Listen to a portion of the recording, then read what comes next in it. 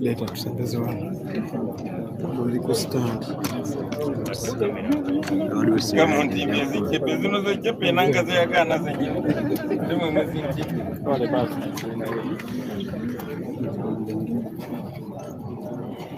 vayo nawe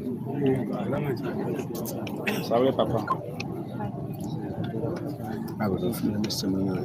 Thank you very much, ladies and gentlemen, members of the press. Thank you for responding to our urgent call.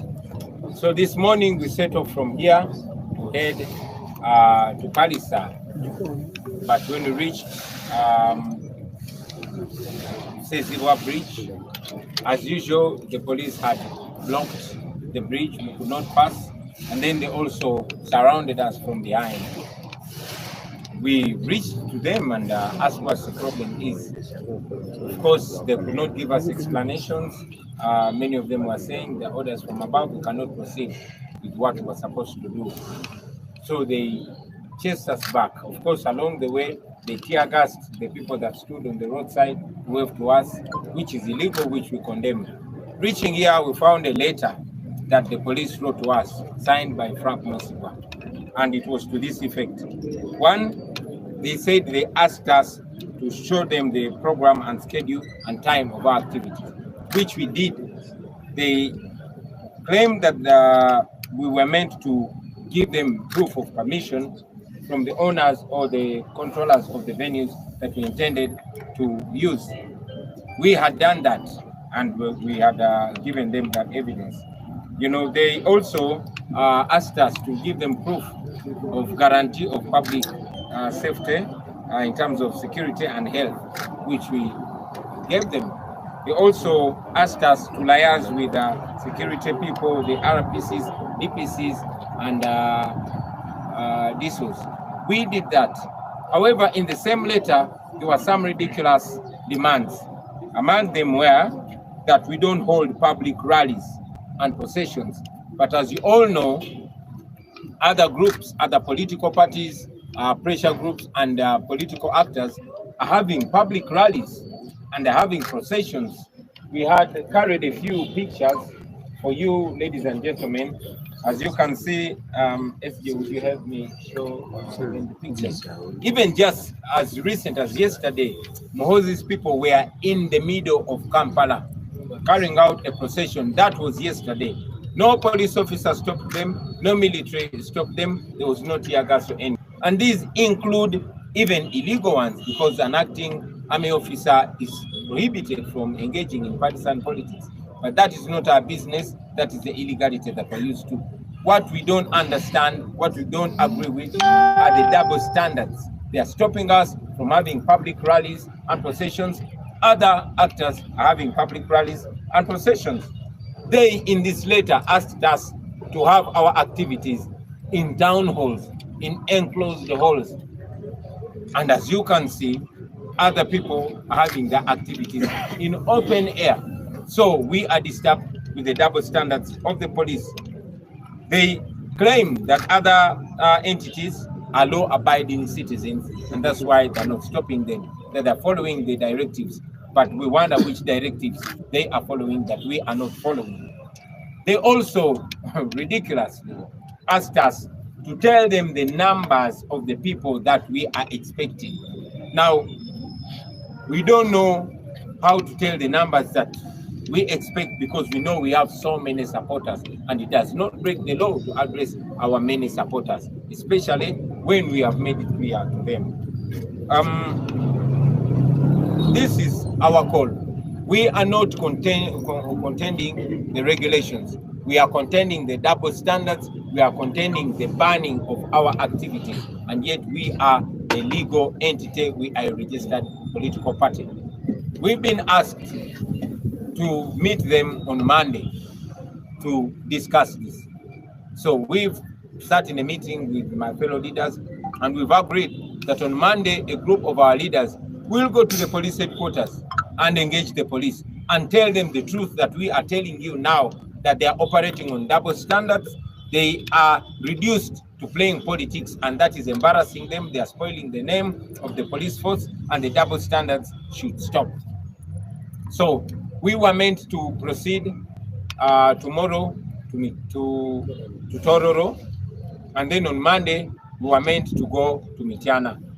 We are not going to go to Tororo tomorrow, and on Monday we are not going to go to Mityana, so that our team of leaders can engage the police, and on Tuesday we shall proceed and head to Mukono for our legal activities. Mu Luganda basebo ne banyabo.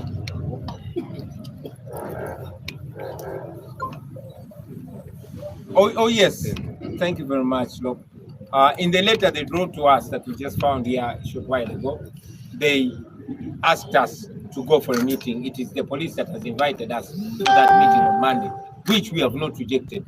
We are sending a group of our leaders to the police headquarters to make our concerns and our complaints clear.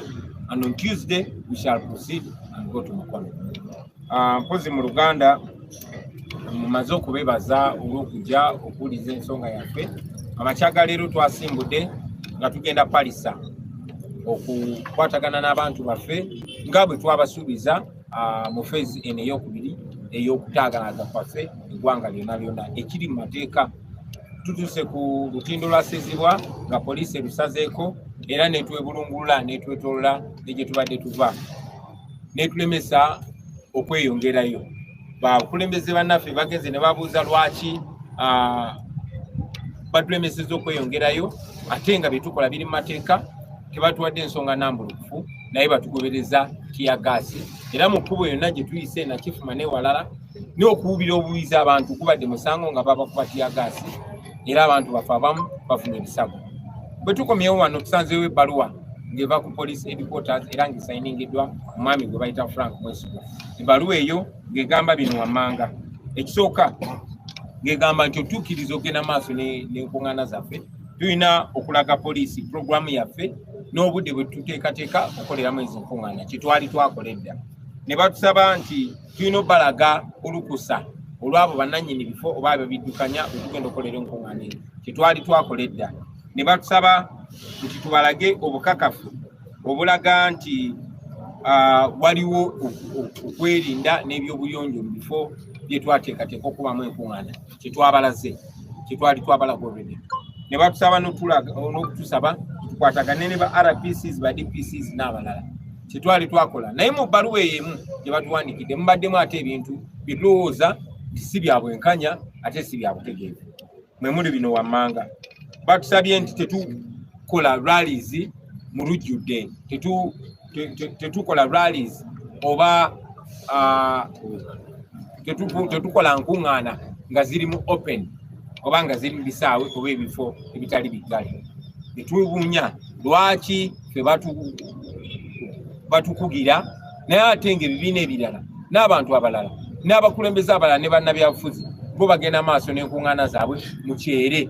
Mwezo nga mwe muli n'abo abatazikola mu mateeka, bazikola mu bumenyi bw'amateeka, naye yo nsonga ya poliisi.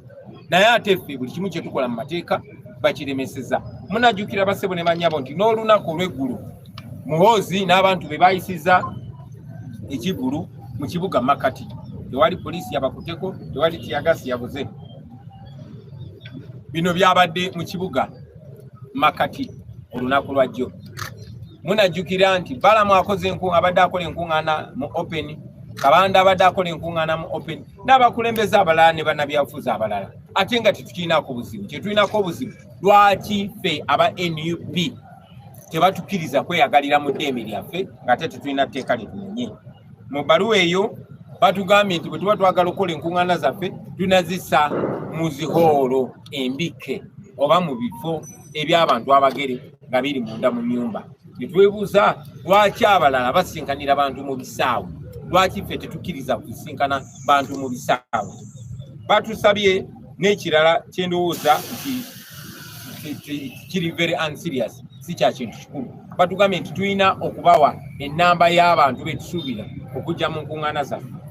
mwenanga bwe mmanyi basebo ne banyabo tugenda kubala tutya abantu titugenda kusuubira abantu 10 oba 2 oba 10 oba 100 abawagizi baffe bali mitwalo tugenda bateeka mu ruumu ki oba mu holo ki embike gye bagenda okujyamu naye ate era bino tebabisaba abantu balala bagenze maaso mu baluwa gye batuwandikidde ne bagamba nti abalala bonna tebabagaana kuba nkuŋŋaana zaabwe kuba bagoberera amateeka kati simanyi mateeka ki ge bagoberera feege tutagoberera kubanga enkuŋŋaana zaabwe bazikuba mu lwatu bazikuba mu lukale bazikuba mu bisaawe ate tewali abakuba ku mukono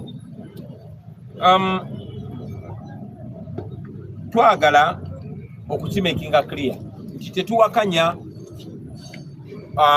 mitendera gina kugobererwa bava ku enkuŋŋaana kyetuwakanya bwe busosoze kyetuwakanya kwe kuwera enkuŋŋaana zaffe eziri mateeka ate nga balala bali mateeka so batuwandi mu baluwa eyo batusabye abakulembeze baffe babasinkane ku Mande bayite mu nsonga eno kyetutaganye era tubadde tulina okubeera leero batulemesezza okutuuka epalisa enkya tubadde tugenda kubeera Tororo sorry naye tetugenda genda Tororo ne ku Mande tubadde tulina kubeera Mityana naye tetugenda gendayo paka ku Mande abakulembeze baffe bagende basinkane tiimu y'abapoliisi ku kitebe kya poliisi bababuulire ensonga zino zennyini zetubabuulira mu lwatu then ku Lwokubiri tugende maaso emukono era ab'emukono mutulinde ku Lwokubiri naye engeri gye tugoberera amateeka twagadde nnyo okukimekinga clear si ffe bamenya amateeka wabula poliisi yemenya amateeka era yo ensonga lwaki tuganye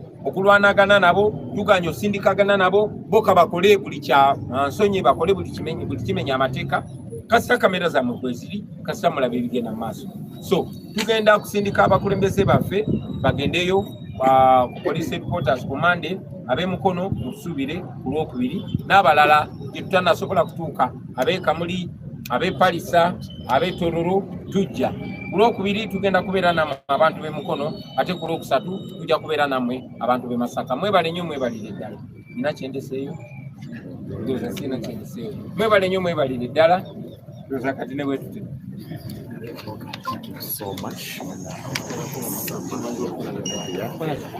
Yes, bekomede. Baluwa eno ya poliisi mukyetaaga yino wano agibatere ku simu yes omulungi atulaba ku Roger TV tewerabira subscribe our YouTube channel yaffe amanya n'eddoboozi kyambadde musomesa aliwo okuba nga mbadde nkuweereza era nga bwetyo